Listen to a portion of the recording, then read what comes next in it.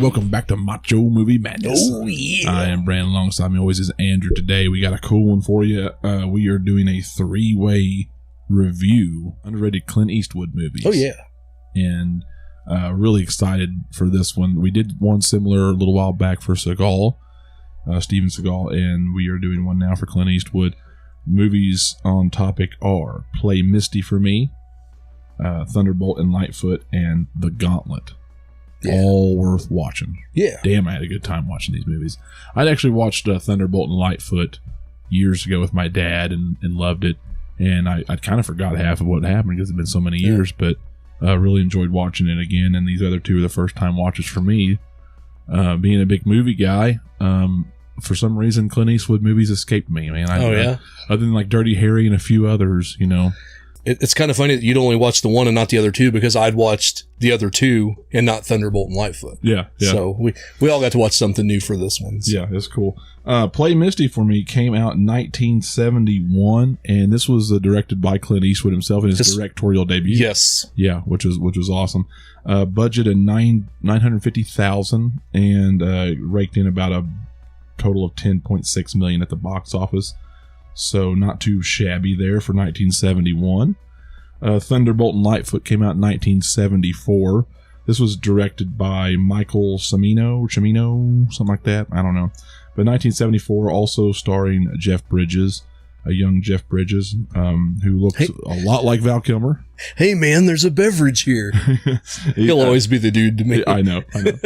Budget on that one was about $4 million. 2.2 it says also, so like I guess it depends. Yeah, they don't really know. Somewhere between 2 and 4 million, and the box office came in about 25 million, so did a pretty good job on that one too. Last but not least on this review today is The Gauntlet, 1977, directed also by Clint Eastwood, with a budget of about $5.5 million. Came in. Box office totals $35.4 million, so pretty good. Yeah.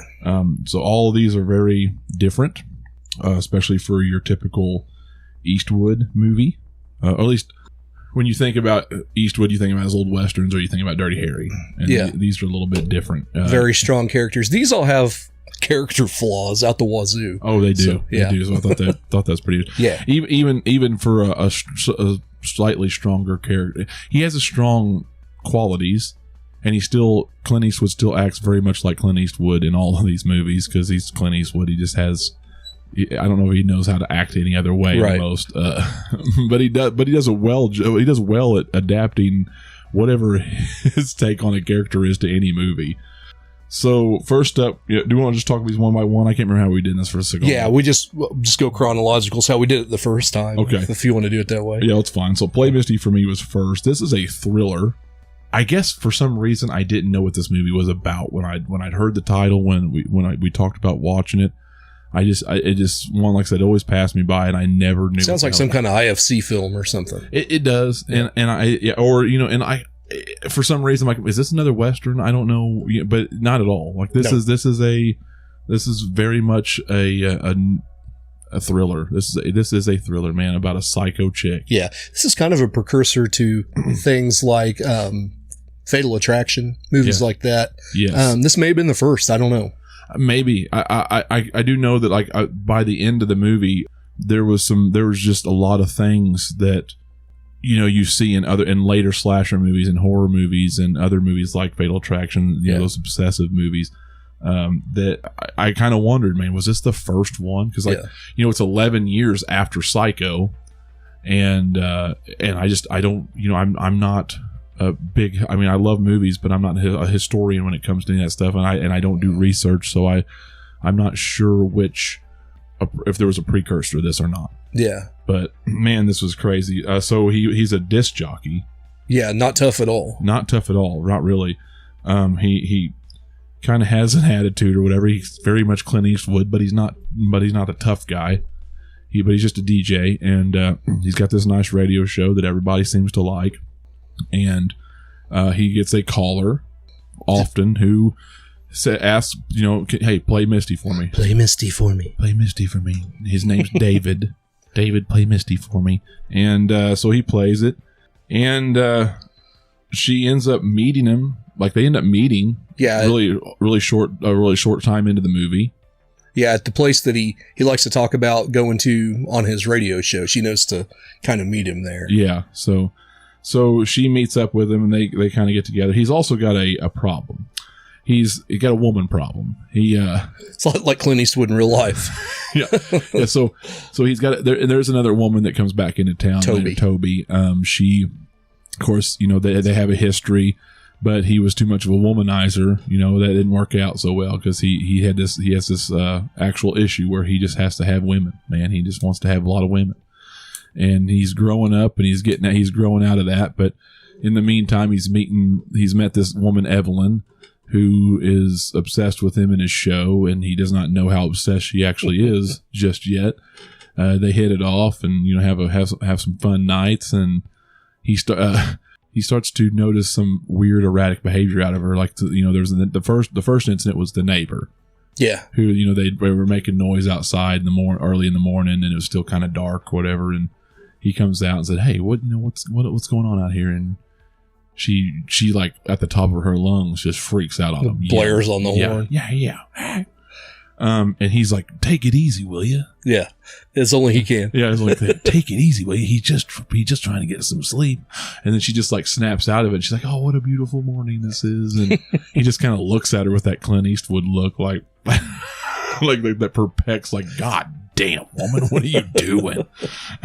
What the hell was that about? But the poor guy. The poor David, this character's David is so funny because he notices all this shit and he's looking at her like perplexed, but for some reason he never thinks beyond. You could tell it doesn't ever really process for him, not really till the end. Yeah, because even through all of her emotions and her actions and some of her crazier actions towards the middle and end of the movie, he's still like, "What the hell's the matter with you?" Yeah. Like he just doesn't understand. Of course, me, and maybe it's because it's the time, but me knowing incidents of my friends, personal experiences, or just seeing so many damn movies in my life. Yeah, you're like you see the red flags immediately. You're like, because it's not like they just throw them out there for you. Yeah. But I had no idea what the movie was about when I watched it. I was learning as I went, which was a cool experience. But yeah, I was like, I even then I'm like, oh shit, she's gonna be crazy. Oh yeah. And then as soon as I saw Toby come back, I'm like, oh, she's gonna be dead. like this is gonna be bad. And yeah, it was rough. The first few incidents were rough. I'm like, dude, you got to get the hell away from this woman. Oh yeah, yeah. It brought back some old memories, like where she's waiting for him in his car and steals his keys, and that's happened to me in my late teens, early 20s. Yeah, you're like, he's like, "Give back my keys, quit messing around. Get away from this girl." Yeah, you gotta run, dude. She's in his house, like he's just in the house, and she goes and has a key made for his house, and without him knowing about it, and ends up cutting up all of his shit at one point, and cutting up the housekeeper. So my favorite thing that she does, because it led to a great laugh, is he's a radio DJ and he's getting ready to do like this big Monterey pop festival or something. He's getting ready to get this job, and so he meets this older lady there, Madge something or other. Madge, you're mad, right? And Evelyn just knows he's off seeing someone else. And she goes and makes a scene, and they're pulling her off, and she's like, "You old bag, you couldn't get laid in a lumber camp." Yeah.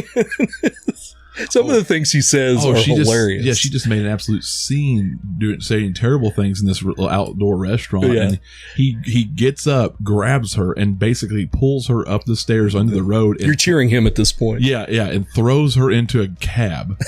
And this guy is just like, "Hey, buddy, what are you doing?" He's like, "Get her the hell out of here. Drive." It's great. Yeah, it was. And my whole time, I'm like, I don't condone this, and I really don't, folks. I don't. But it's at that point, you're like, knowing what's coming, you're like, slap the shit out of her. Yeah, this is almost justified. Yeah, I mean, like this is the 70s too, and that was happening in a movie. Yeah. Just slap the shit out of a woman.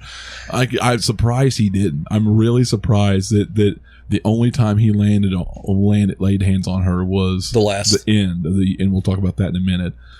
Was there any pros and cons that you want to talk about, I guess, on this real quick? Yeah, I've got a few. Okay.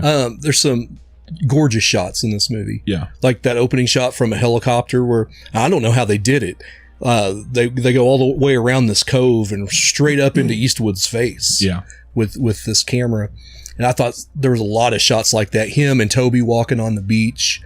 A lot of beautiful scenery in that beach. Man, the water was pretty. I don't exactly know where the hell they were. Were they in the Northwest? Yeah, well, or the North. I'm wondering if they were in Carmel, California, or however you say that, because Eastwood later became the mayor of that town. Oh, okay. And the call letters of the station is KRML. Yeah, Carmel. Yeah. Yeah.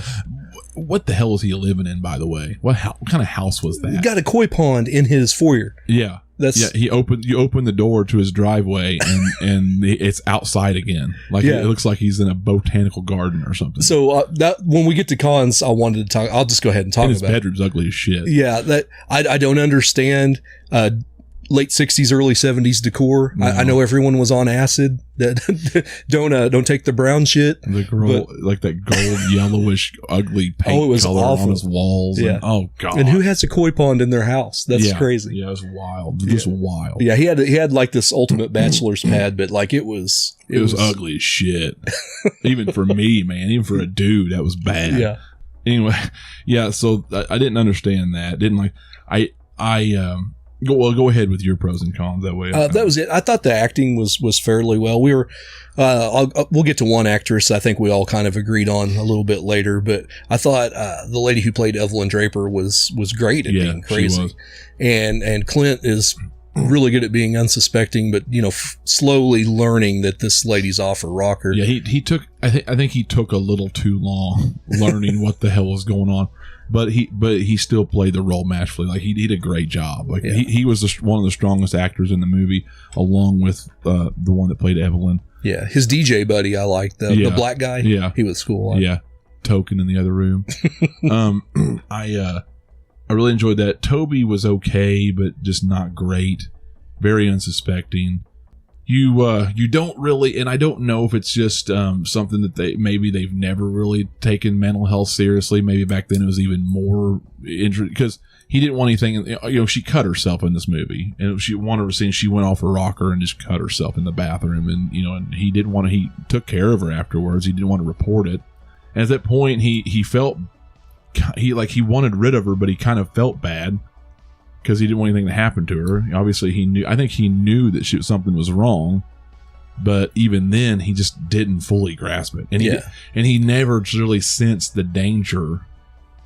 And it's almost like by the time he started getting a little bit wise, he thought that she was just a danger to herself. Yeah, well, and he's trying to keep it all on the down low because he's got he didn't want the publicity because of the radio show. That was a lot of it. That and the girl that he's trying to get back with that he screwed up with in the past. Yeah, it was Toby, yeah. But he finally had to tell her what's going on, and, she took it well enough. But, yeah, by the time she'd already hacked up Birdie and she lived, but she was... I did like the little quip that she made, though, as they were rolling her out of the house. Like, it's going to cost you double. This cleanup's going to cost you double. That's great. Yeah. But it got worse progressively, and eventually, she just went full on homicidal. And they put her in a mental institution for a short spell. They let her go, and you're like, why? Probably like some so many hour hold or something. Maybe, but she attacked a person with a cleaver, right? On top, and it wasn't, and that herself. So you think that they'd hold her, but she's like, no, I'm okay now. Okay, well, maybe you can go to jail now. Right. You attacked a person. Right. But anyway, she got out and they let her go. And he didn't find out till a week later. She was already shacked up in Toby's house as the new roommate, which is another thing you established early on in the movie, that Toby's got this revolving door of maybe Toby's the problem. Maybe. She got this revolving door of roommates because her dad left her an expensive house and some shit, and she needed to help pay for it. So she has roommates that stay with her all the time and pay her money. One of those roommates, Angelica, was one of my biggest cons in the movie. Even though she was a very short-lived character, she didn't die. She just wasn't in there very long. Terrible acting. Yeah. God. you could tell she knew somebody got that job modeling or something. Yeah, just her delivery was terrible. It was not the greatest of acting job. It just all the acting was just other than Clint and the girl that played Evelyn. Yeah. I do want to point out. I said at the end of the movie, you hear a stuntman's voice. Did you hear it as she's falling off the cliff there? I did, yeah. Kind of. We'll go ahead and spoil the ending for you. This movie's over 50 years old, so go watch it. Yeah. But she's stabbing Clint Eastwood's character David, and finally he punches her in the face, and she goes over the balcony off the cliff that you saw in that establishing shot. But as she hits the cliff, she's screaming, "Ah!" and there's this audible "ugh." Yeah. As she falls, and it's so jarring. Yeah, you could. I think that was the moment where she probably snapped her neck or something, just died. I said, she probably died before she even hit the water. Oh, I laughed and then rewound it and laughed again. I did too. I rewound it and watched it. So it's funny that because he put his hand on the blade and everything, got cut. I mean, he got cut to hell. And, she beat the hell out of him. She did. She just kept, you get the element of surprise. It was kind of funny and crazy at the same time. It was hard not to laugh because she'd come in like a ninja and just like slash and then just slash him up and then run. Yeah. And then by the time the camera caught up to her, she was in the shadows. She was gone again. Like, who the hell is this bitch? It was crazy. But at the very end, the last lunge, she got a few good whacks on him. He finally overcome her and then just hauled off and punched her boom one time in the beak and she stumbled back, went through the pane glass window over the railing and died. And that was all she wrote for Evelyn. I did like the payoff at the end though, because he knew he had to go save Toby, so he put that 5-hour spool of tape on. Yeah. And as they're walking out, it's him talking about play Misty for me. Yeah. This goes out to Evelyn. Yeah. And they kind of stop. Yeah.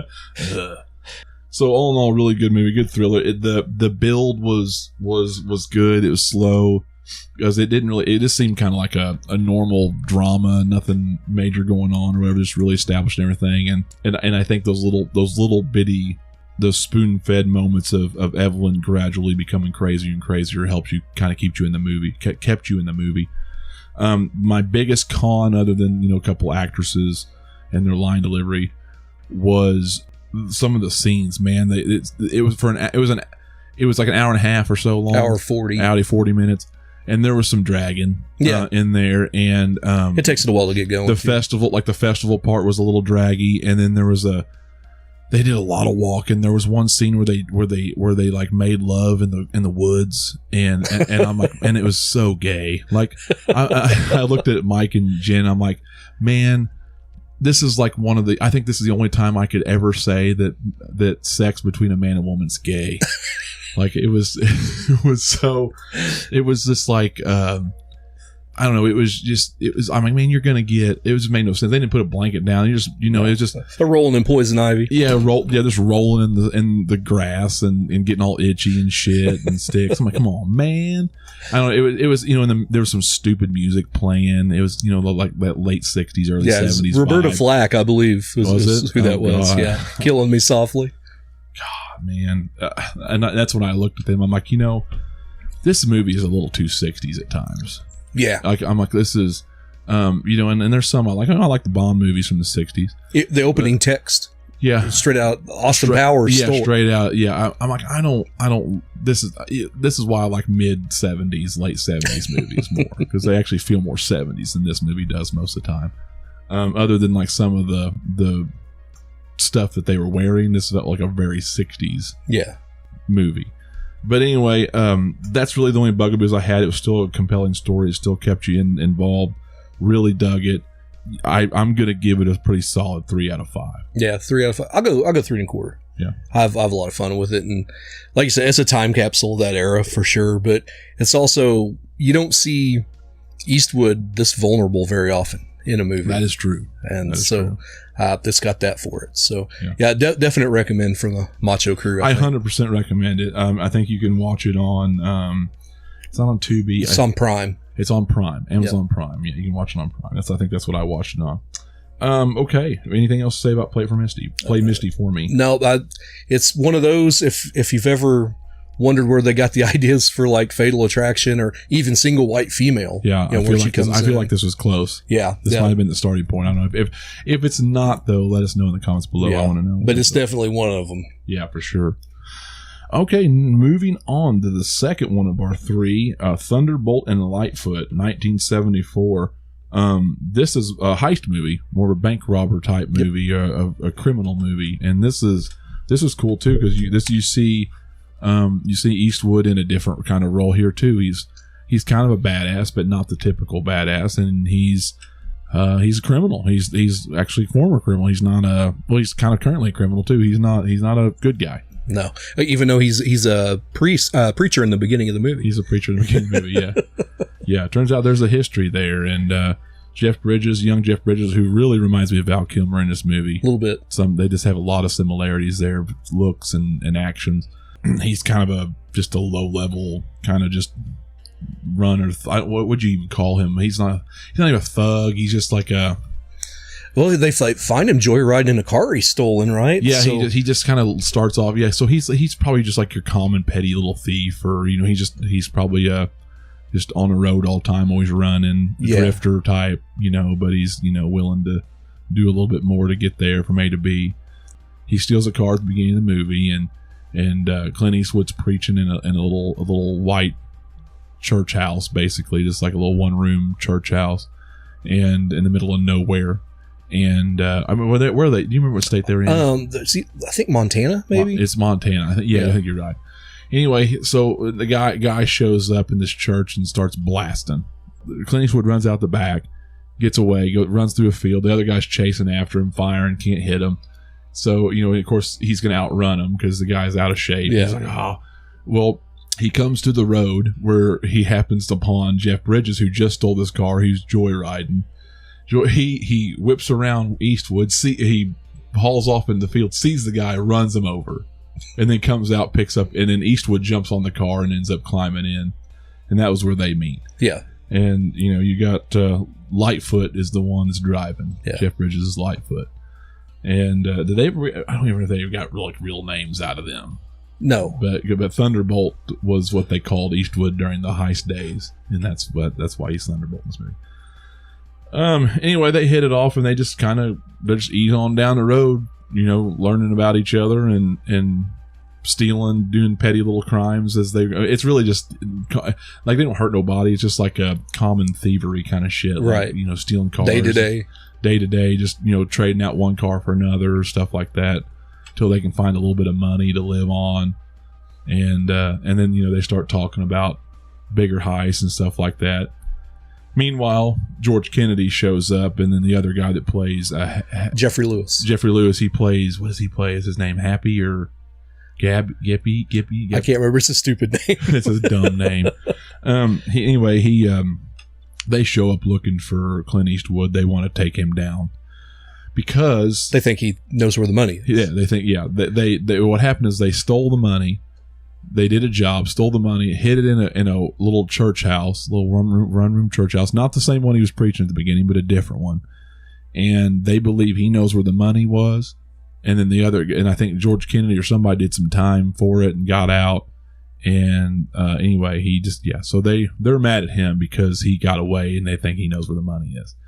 And the truth is, he didn't. He didn't go after it. It was too hot. He sat on it, and he didn't go get it again. Yeah, and he left it there. And as a matter of fact, the one-room schoolhouse got moved. And when you find out the end, the schoolhouse got moved and replaced with a new one, but they preserved it and moved it to a different highway. It's pretty interesting. Yeah. So they all concoct this scheme. Just make this as short as I can. They concoct this scheme to do the same heist again, and they do, and they pull it off. And they got Jeff Bridges dressed up like a pretty woman to distract the guy who, by the way, the security guard was Mr. Garrett in Halloween 2. Was it really? Wow. Yeah. Gets the hammer to the back of the head. Back of the head, yeah. He gets duped by a drag Jeff Bridges. And they tie him up. They all wind up at the drive-in movie theater. That's their cover after this. And they just going to sit there. Well, dumbass George Kennedy, when he hopped in the trunk of the car at the end of the heist, a little bit of his shirt was hanging out the back, and back then they took that shit seriously. You can't be sneaking no driving, right? So the lady noticed that, and then they went to looking for people who were sneaking in the drive-in without getting without paying. Of course they would have figured out there was a bank heist there, but they wouldn't have known it was them. But it really just went downhill really quick after that. Yeah. Because, and I guess to back up a little bit, George Kennedy and them, when they finally caught up with Thunderbolt and Lightfoot, there was a fight and all that shit, but, they kind of joined forces. They made up long enough to join forces and do this, split the money. And yeah.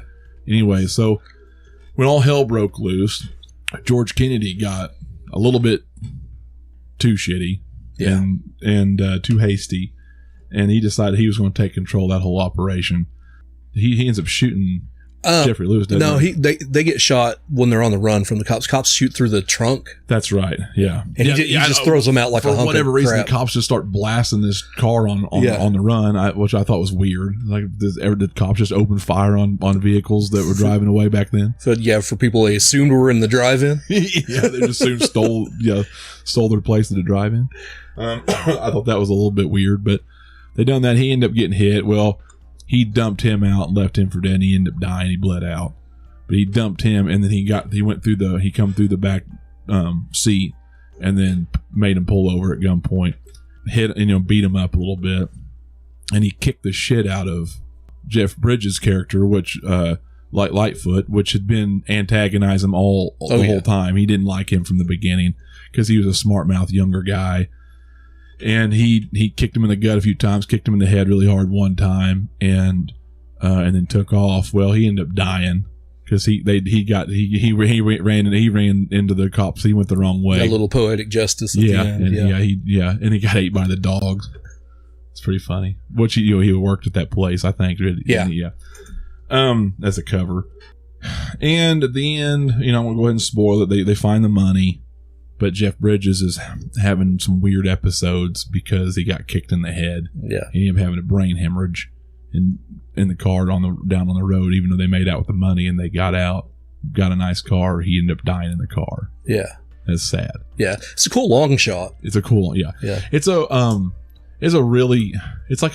good movie. It's a really good ending, but at the same time, it's such a shitty, sad ending for this poor kid.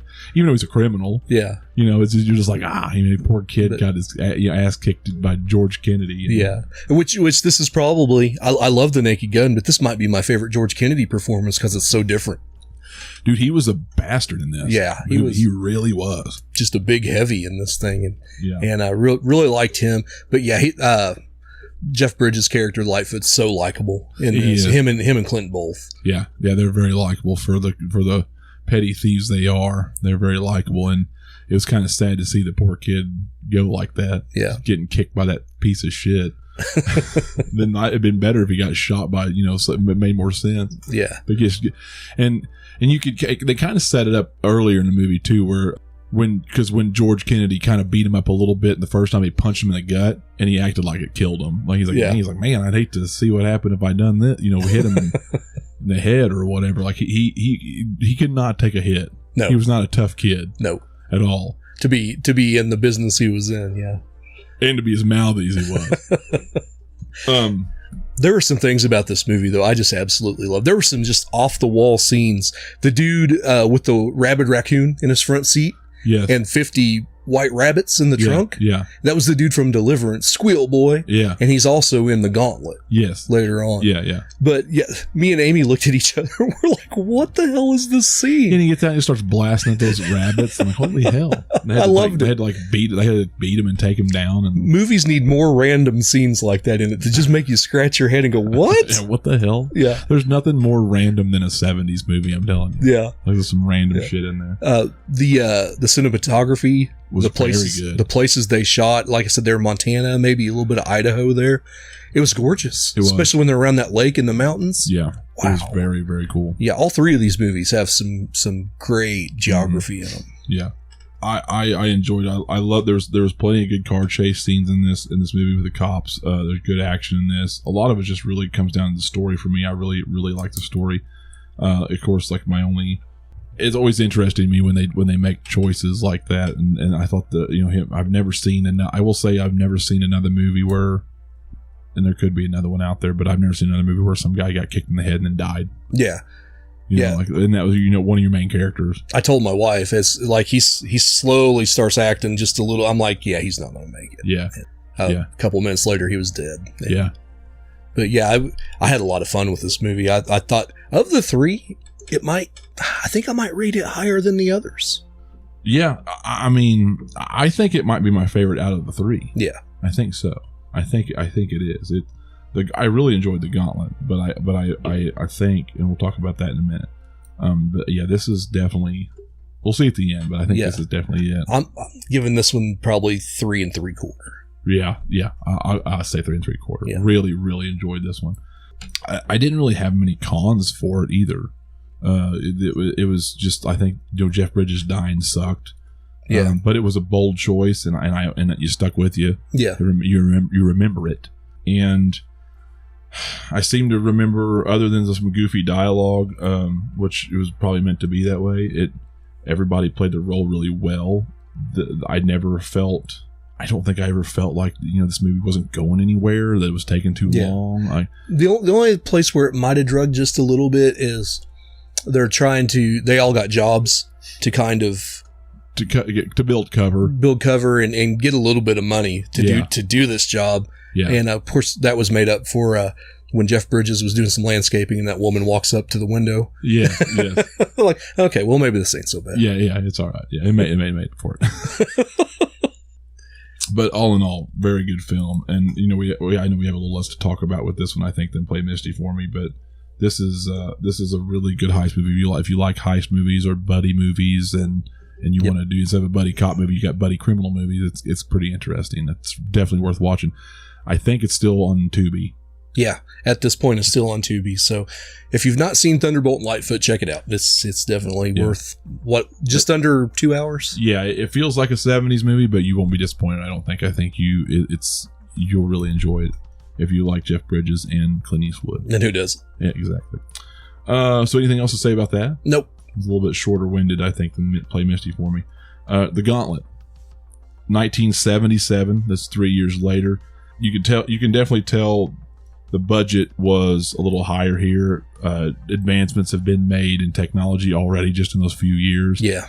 You know, which we watched the Blu-ray here, and this transfer is good, man. Like, there's a lot of pretty shots in this movie. Yeah, those desert scenes when he's on the bike. It's amazing to me, and I know it's a different decade, but it's amazing to me how much money this was, because this felt at times this felt like a newer movie. Yeah, like could have been an 80s movie. Yeah, it could have been like a late 80s movie even. Yeah. Like it really felt like this could have been a late 80s, early 90s movie. The way that was shot, the quality, the brightness, just the way it was shot, the type of movie it was. It didn't feel like an old movie. It felt like something they would have made in the late 80s, early 90s. But it fools you because Clint Eastwood's a younger man. Yeah. You know, it is amazing how much older he looks in 77 compared to 71, just in 6 years. Yeah.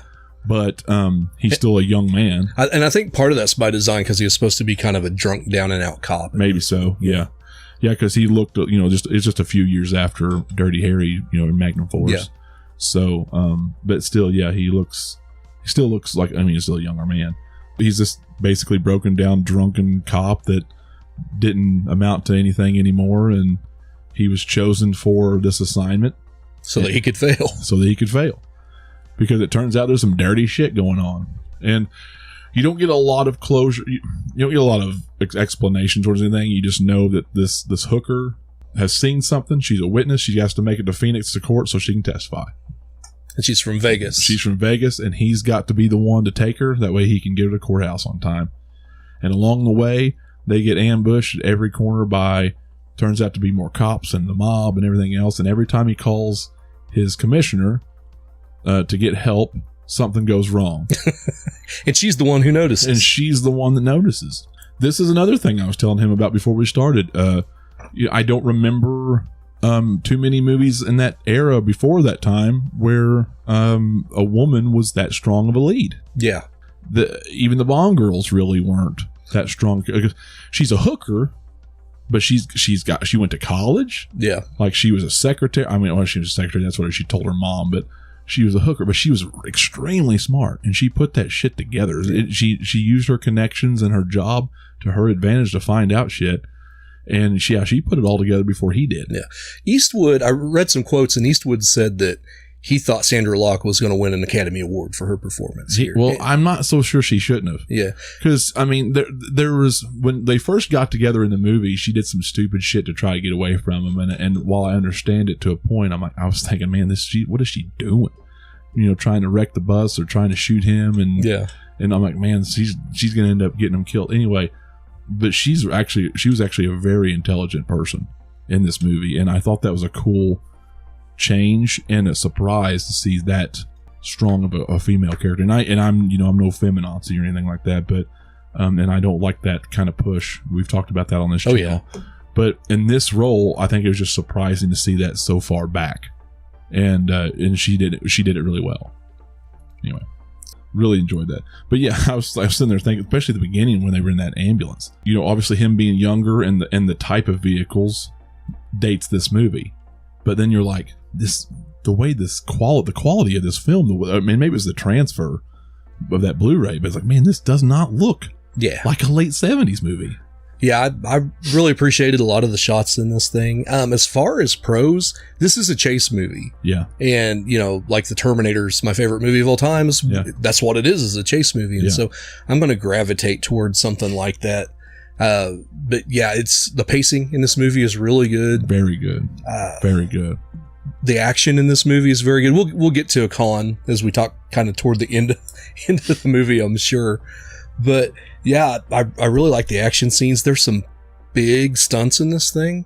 I guess a fifth of the budget went to 2 shots. One where the horror house that they went to in the beginning, I guess $250,000 went to that. And then like another $250 went to when the helicopter gets caught up in the wires, which that's my favorite part of the movie, when they're trying to get away on that bike and just the scope of the shots. Yeah.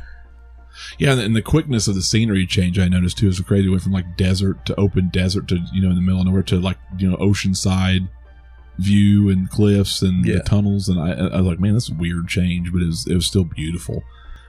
I know a lot of the budget and the stunts were amazing because, I mean, there was so much ammo expelled in this movie, man. There's so much that they shot the absolute shit out of that house, and then they shot the hell out of that bus at the end.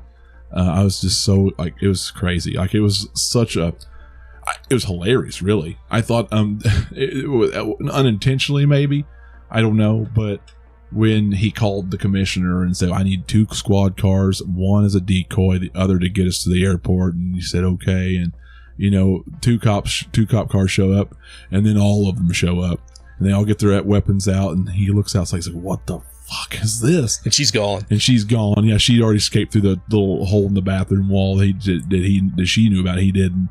And he got stuck in the house, and he fired the gun because she locked the door. So he fired the bathroom door to kick it in. And then immediately the guy's like, they're shooting at us, Sheriff. And he's like, all right, open fire. And they unload on this house. And I mean, and I think the scene lasted like 3 minutes. Yeah. And it was of nothing but fire, of firing weapons, M16s, pistols, grenade launcher. Somebody threw a grenade into this house. It was in it had to be in comedic fashion at the very end, because once they got done shooting, there was a long pause in the houses while this house just goes and then collapses. But I mean, it was hilarious just watching them just shoot the shit out of this house while he's trying to figure out a way out. And then of course the other one was the commandant or whatever, the constable's car. He drives him up to the border and has him, and then they hide in the shadows, have him drive into an ambush. He's like, hey, how are you? Out the window, and just gets blasted. Couldn't happen to a better character. I know. Hey, how are you? And then, of course, the bus scene at the end was awesome. They tore the hell out of the bus. There's so much ammo expended in this. I don't know if there's, do you want to talk about cons? Because there's a lot of pros in this movie, and I don't think that there was any slow dragging moments in this movie. Everything kind of kept going. Even like there's a train car scene where he or there's a biker scene where he'd kick the bikers out, and got them to run off. And he stole one of their bikes, basically conned them out on their bikes, set them walking, winds up on the train with the same ones that he took the bike from. Yeah. And that was kind of a rough scene. Yeah, that whole plot, that whole part of the story is kind of goofy to me. Yeah. Even though the cave scene was pretty. Yeah. But yeah, I could have did without that. But before we get into cons, I love when they're still there in Vegas and they have a line on Mally. Yeah. To bet on him. And she's like, that's us. And he's like, what? And so she ends up putting all of her money, like $5,000 on them to make it. Yeah. I thought that was great. Yeah. Yeah. And you never got the aftermath, but you obviously, you know the result of that. Yeah. But I thought that was pretty cool. And them kicking the passengers off the bus to get that bus at the end was pretty funny. Yeah.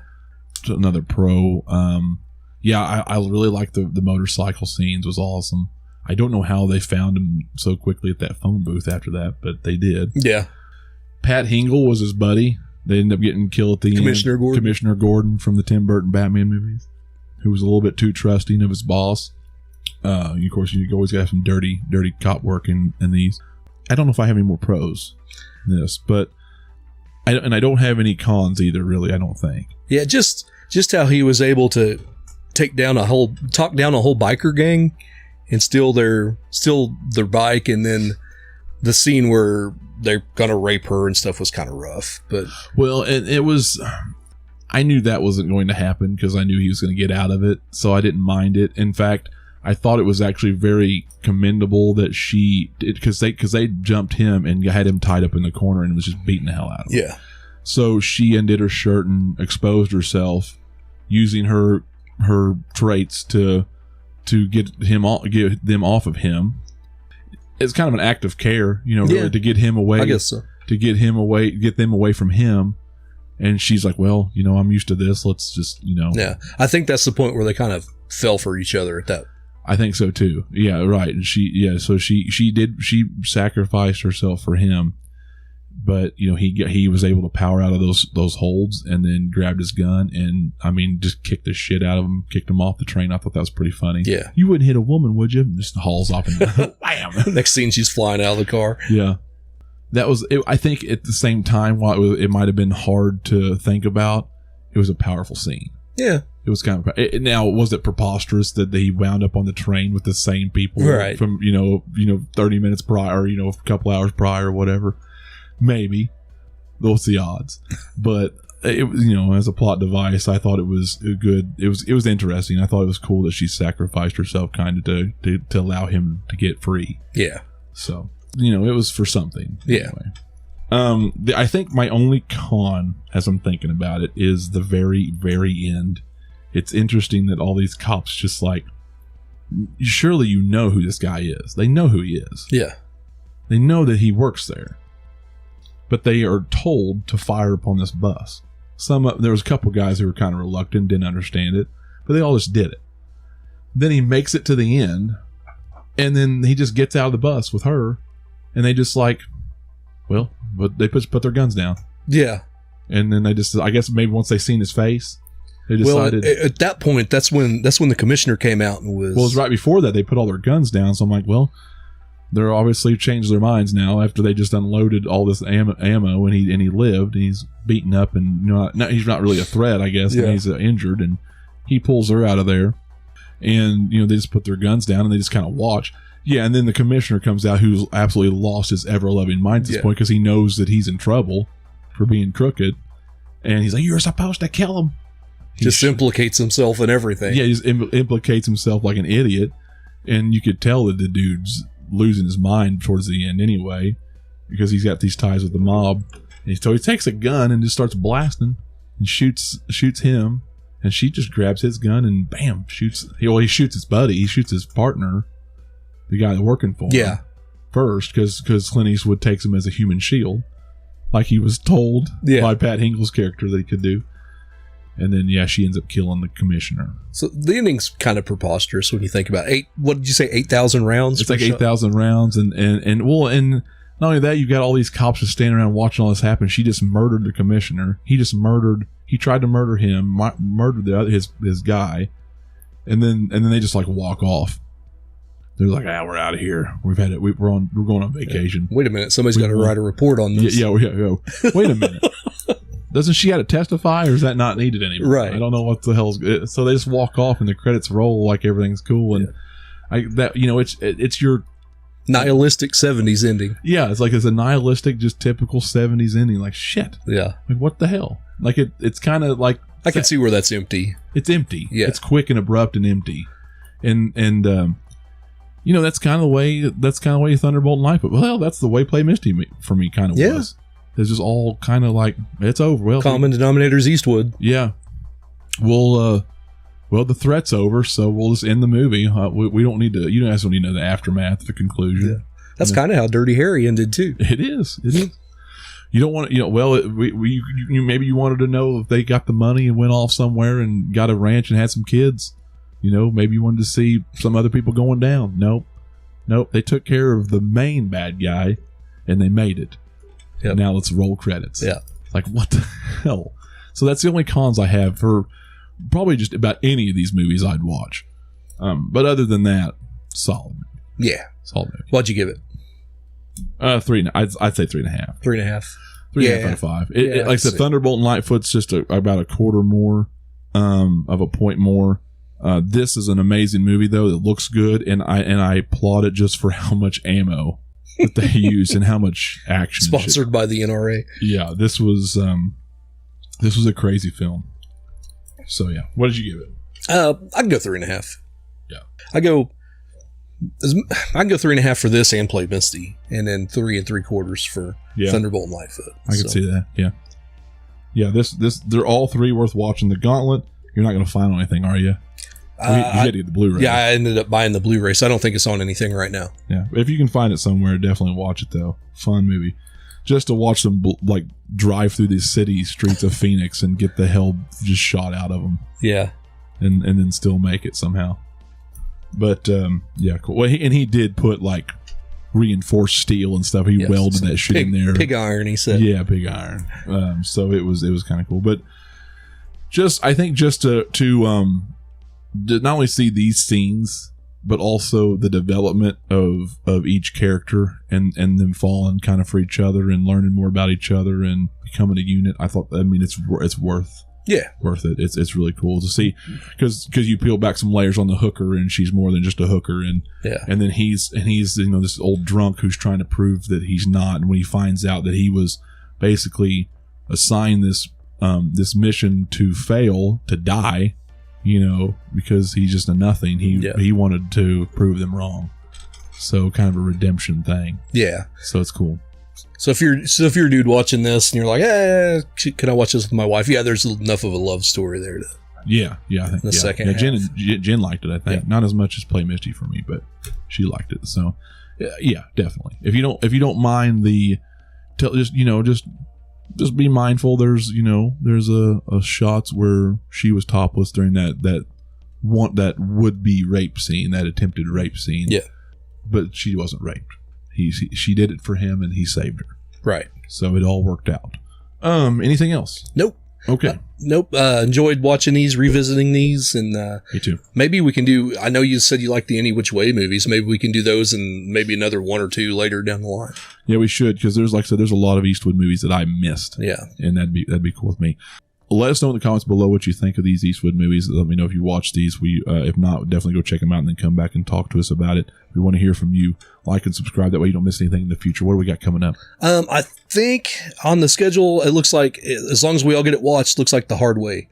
Oh, yes. With James Woods and Michael J. Fox. That'll be awesome. For our Forgotten Films. Yeah, I'm pretty excited. Yep. I like those Forgotten Film reviews that we do. All right, guys, that's all for us. We enjoyed it. Thank you. Until next time. We're out of here.